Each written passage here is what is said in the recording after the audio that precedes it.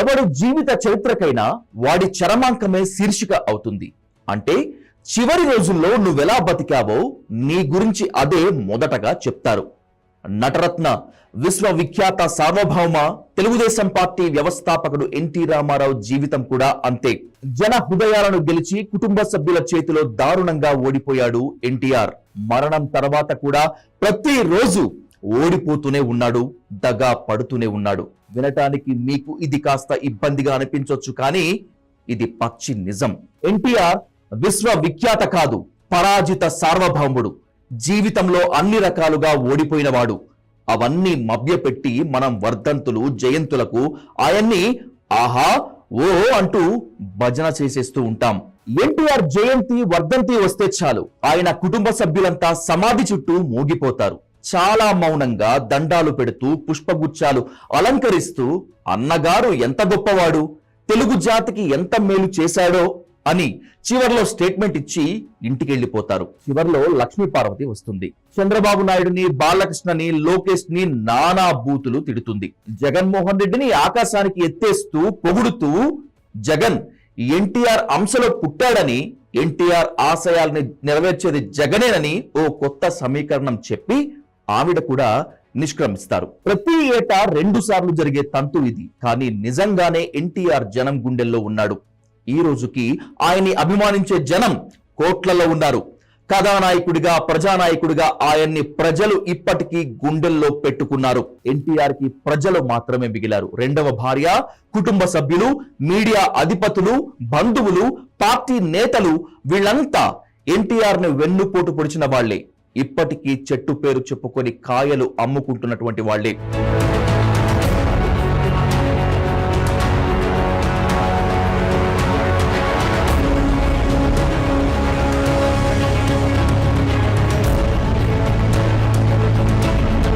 ఈ రోజుకి ఎన్టీఆర్ బొమ్మ పెట్టుకుని రాజకీయం చేస్తూ ముఖ్యమంత్రి పదవి కోసం క్షణం క్షణం ఆరాటపడే మనిషి చంద్రబాబు నాయుడు. 1994 ఆగస్టులో ఎన్టీఆర్ కి వెన్నుపోటు పొడిచి లక్ష్మీ పార్వతిని ఒక భూతంగా చూపించి పదవులు, ఆస్తులు, పరువు, మర్యాదలు కుటుంబ సభ్యులకి ఆశగా చూపి వాళ్ళందరినీ లొంగదీసుకుని రాజకీయం చేశాడు చంద్రబాబు నాయుడు. ఆయన చేసిన ద్రోహానికి 1995 జనవరి 18న గుండె ఆగి చనిపోయాడు ఎన్టీఆర్. అధికారం పోయిన తర్వాత ప్రజాస్వామ్య పరిరక్షణ పేరుతో నల్ల బట్టలు వేసుకొని ఎన్టీఆర్ జనంలోకి వెళ్లారు. కానీ ప్రజలు ఆయన్ను ఆదరించలేదు, అసలు పట్టించుకోలేదు. లక్ష్మీ పార్వతి అనే ఓ మహిళకి శారీరక వాంఛ కోసం లొంగిపోయిన నాయకుడిగా జనం ఎన్టీఆర్ ను చూశారు. అలా చూసే విధంగా పత్రికలు చివరి రోజుల్లో ఎన్టీఆర్ వ్యక్తిత్వాన్ని నాశనం చేశాయి. కుటుంబ సభ్యులే కాదు, ప్రజలు కూడా పట్టించుకోకపోవడంతో ఆ బాధతోనే ఎన్టీఆర్ మరణించాడు. ఓ మహానాయకుడి జీవితం అత్యంత దారుణంగా ముగిసింది. అందుకు కారణం కుటుంబ సభ్యులు, జనం కాదు. ఈ రోజు అదే కుటుంబ సభ్యులు నిత్యం ఎన్టీఆర్ పేరు జపిస్తూ వాళ్ళ అవసరాలకి ఆయన బొమ్మను వాడుకుంటున్నారు. ఆ రోజు ఎందుకు ఎన్టీఆర్ ని వెన్నుపోటు పొడిచామని అడిగితే పార్టీని కాపాడుకోవటానికి ఆ రోజు అలా చేయాల్సి వచ్చింది, అది ఓ చారిత్రక అవసరం అని అర్థం కాని భాషలో వివరిస్తాడు చంద్రబాబు నాయుడు.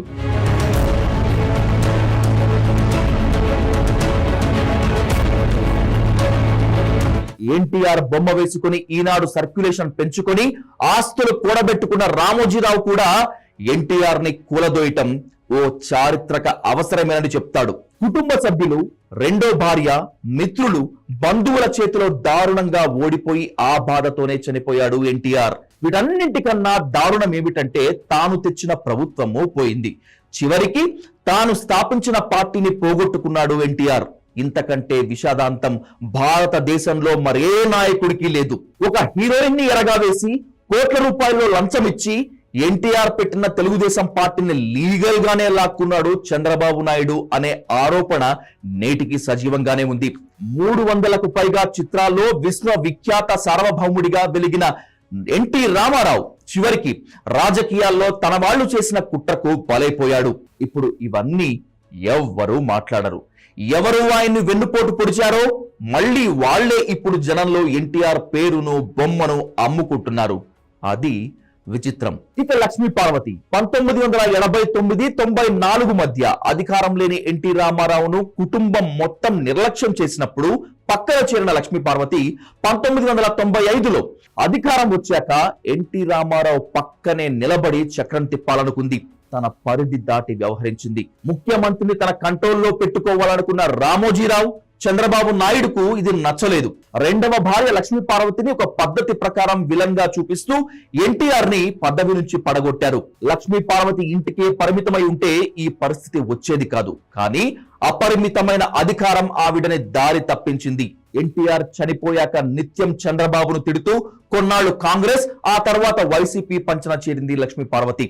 ఎన్టీఆర్ జీవితాంతం ఏ పార్టీనైతే, ఏ వ్యక్తులనైతే అసహించుకున్నాడో లక్ష్మీ పార్వతి వాళ్ల పంచనే చేరి ఎన్టీఆర్ కి మరణం తర్వాత మరో వెన్నుపోటు పొడిచింది. చివరికి ఒక చిన్న పదవి కోసం వైసీపీ అధినేత జగన్మోహన్ రెడ్డి ఎన్టీఆర్ ఆశయాలు నెరవేరుస్తున్నాడంటూ భజన చేస్తోంది లక్ష్మీ పార్వతి.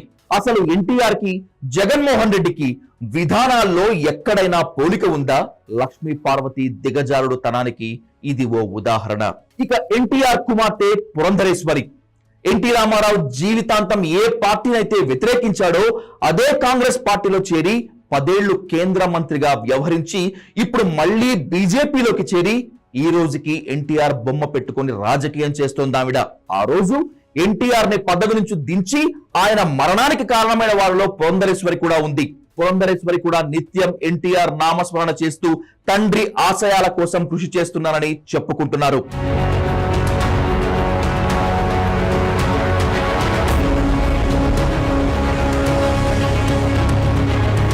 బాలకృష్ణ ఎన్టీఆర్ ను అధికారం నుంచి కూలదోసినప్పుడు బావ పంచన చేరాడు.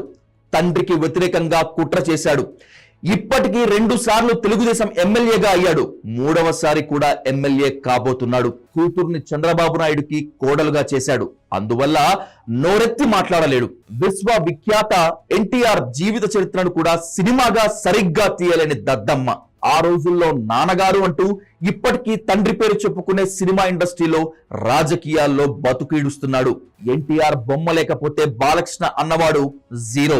కానీ బాలకృష్ణ చేతిలో కూడా ఎన్టీఆర్ మరణానికి ముందే ఓడిపోయాడు. ఇక లోకేష్ తనకు తాతగారు పోలికలు వచ్చినాయి అంటాడు. ఎవడైనా తండ్రి పోలికలు తనకు వచ్చాయని చెప్పుకుంటాడు. తల్లి తండ్రి పోలికలు మనవడికి రానే రావు. ఎన్టీఆర్ గొప్పవాడు కనుక, ఎన్టీఆర్ బ్రాండ్ ను వాడుకోవాలి కనుక తాను ఎన్టీఆర్ కి వారసుడని అంటాడు లోకేష్. కానీ ఆ రోజు తాత ప్రభుత్వాన్ని ఎందుకు పడగొట్టావు, తాత మరణానికి నువ్వే కారణం అని చంద్రబాబు నాయుడును లోకేష్ ప్రశ్నించగలడా? ఎన్టీఆర్ కుటుంబ సభ్యులంతా దాదాపు చంద్రబాబు బాటలో నడిచినటువంటి వాళ్లే.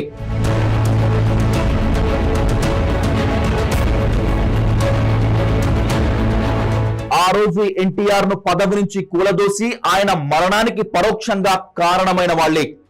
ఎన్టీఆర్ సంపాదించిన ఆస్తిని తిని అనుభవించి చివరికి తండ్రిని అధికారం నుంచి కూలదోసి కొత్త చరిత్ర సృష్టించారు ఎన్టీఆర్ కుటుంబ సభ్యులు. జూనియర్ ఎన్టీఆర్ కూడా ఏం తక్కువ తినలేదు. ముందు తన ఉనికి కోసం చంద్రబాబు, బాలకృష్ణ పంచన చేరాడు. ఆ తర్వాత తనకు సముచిత గౌరవం దొరకట్లేదు అన్న అలకతో ఇప్పుడు వాళ్లకి దూరమయ్యాడు. ఈయన కూడా ఎన్టీఆర్ బొమ్మ పెట్టుకుని బతికేసేవాడే. చివరికి కాంగ్రెస్, వైసీపీ లాంటి పార్టీలు కూడా చంద్రబాబును వెన్నుపోటు రాజకీయం పేరుతోనే కడిగి పారేస్తూ ఉంటారు. ఎన్టీఆర్ మరణాన్ని ఆ పార్టీలు కూడా రాజకీయంగా వాడుకుంటూనే ఉంటాయి. తండ్రి మరణాన్ని రాజకీయం చేసిన వాడు, చెల్లెల్ని ఇంట్లోంచి గెంటేసిన వాడు జగన్. చివరికి ఆయన కూడా మామకు వెన్నుపోటు పొడిచావంటూ చంద్రబాబును విమర్శిస్తూ ఉంటాడు. బొమ్మని వాడుకుంటూ ఉంటాడు. మనుషుల్ని అవసరాలు, అవకాశాలు అనే 2 సూత్రాలు మాత్రమే నడిపిస్తాయి. ఎన్టీఆర్ కుటుంబ సభ్యుల విషయంలో ఇది 100కి 100 పాళ్ళు నిజం. కొడుకులు, కూతుళ్ళు, అల్లుళ్ళు, మనవళ్ళు, రెండవ భార్య అందరూ ఎన్టీఆర్ కి వెన్నుపోటు పొడిచిన వాళ్లే.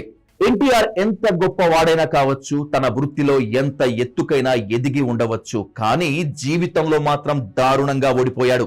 జనం హృదయాన్ని గెలిచి తన కుటుంబ సభ్యుల చేతిలో మాత్రం పరాజితులయ్యాడు. అందుకే ఎన్టీఆర్ విశ్వవిఖ్యాత పరాజిత సార్వభౌమ. ఎన్టీఆర్ జీవితం ప్రతి ఒక్కరికి గుణపాఠం. మనం సంపాదించిన డబ్బు, ఆస్తి మనల్ని వృద్ధాప్యంలో కాపాడలేవనేటువంటిది ఎన్టీఆర్ నిజం చేసి చూపించాడు. వృద్ధాప్యంలో కుటుంబ సభ్యులు మనల్ని ఎంత నిర్లక్ష్యం చేస్తారో, అవసరానికి ఎలా దిగజారిపోతారు అనేందుకు ఎన్టీఆర్ జీవితమే ఓ సముచిత నిదర్శనం. ఎప్పటికీ ఎన్టీఆర్ బొమ్మ పెట్టుకుని, ఎన్టీఆర్ పేరు చెప్పుకొని ఆయన కుటుంబ సభ్యులు నిత్యం ఎన్టీఆర్ ను వెన్నుపోటు పొడుస్తూనే ఉన్నారు.